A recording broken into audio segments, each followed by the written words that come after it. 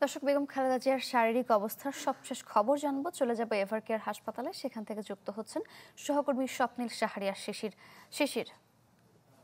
Niacinamide ও salicylic সমৃদ্ধ lily face wash যা ফেসের ডেড স্কিন সেল দূর করে দেয় দ্বিগুণ ফাস্টার ব্রাইটেনিং। শারিকা গত 23 নভেম্বর থেকে সাবেক প্রধানমন্ত্রী এবং বিএনপি চেয়ারপারসন বেগম খালেদা জিয়া তিনি কিন্তু এই এভারকেয়ার হাসপাতালে চিকিৎসাধীন। তবে গতকালকে তার স্বাস্থ্যের ক্ষেত্রে একটি অগ্রগতি হয়েছে, যেটিকে ডাক্তাররা মেডিকেল বোর্ড আসলে অগ্রগতি বলছেন। সেটি হচ্ছে যে এন্ডোস্কোপি সম্পন্ন করা হয়েছে এবং তার যে অভ্যন্তরীণ রক্তপাত, সেই অভ্যন্তরীণ রক্তপাত কিন্তু এপিসি প্রযুক্তির সহযোগিতায় সেটি কিন্তু বন্ধ করা সম্ভব হয়েছে। তবে বেগম খালেদা জিয়াকে পুরো দেশবাসী এরই মধ্যে জেনে গেছেন যে গতকালকেই লন্ডনের যে ব্রিজ হাসপাতালের উদ্দেশ্যে নিয়ে যাওয়ার কথা ছিল সেটি কিন্তু সম্ভব হয়নি। কাতার রাজপরিবারের পক্ষ থেকে যে এয়ার অ্যাম্বুলেন্সটি আসার কথা ছিল সেটির কারিগরি ত্রুটির কারণে কিন্তু সেই এয়ার অ্যাম্বুলেন্সটি গতকালকে পৌঁছাতে পারেনি এবং বেগম খালেদা জিয়াকে নিয়ে যাওয়া সম্ভব হয়নি।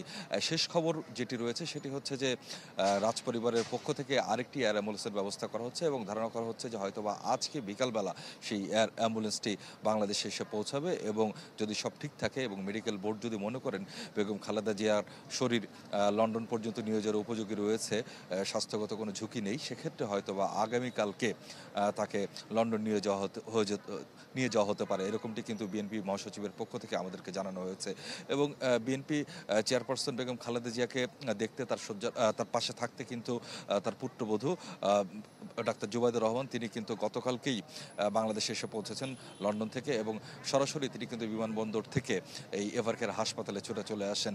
সকালবেলা তিনি প্রায় ঘন্টা দুয়েক সময় এখানে এভারকেয়ার হাসপাতালে অবস্থান করেন। পরবর্তীতে তিনি তার পৈতৃক বাসভবন ধানমন্ডিতে যান এবং সেখান থেকে ফের রাতে কিন্তু তিনি এভারকেয়ার হাসপাতালে আসেন এবং এভারকেয়ার হাসপাতালে তিনি প্রায় 11:30 পর্যন্ত তিনি এই হাসপাতালে অবস্থান করেন। এই সময় কিন্তু বিএনপির যারা কেন্দ্রীয় নেতারা রয়েছেন তারাও অনেকে ডাক্তার জুবাইদুর রহমানের সাথে এই হাসপাতালে ছিলেন এবং গতকালকেও কিন্তু দেশের বিভিন্ন স্থানে বিভিন্ন ধর্মীয় উপাসনালয়ে বেগম খালেদা জিয়ার রোগ মুক্তি কামনায় দোয়া এবং প্রার্থনা করা হয়েছে এবং সেই দোয়া প্রার্থনার একটি নয়াপল্টন সংলগ্ন একটি মসজিদে দোয়া প্রার্থনার শেষে বিএনপি মহাসচিব মির্জা ফখরুল ইসলাম আলমগীর বলছেন যে বেগম খালেদা জিয়াকে আসলে রোববার নিয়ে যাওয়া হবে কিনা সেটি আসলে মেডিকেল বোর্ডের যে সিদ্ধান্ত সেই মেডিকেল বোর্ডের সিদ্ধান্তের উপরে নির্ভর করছে।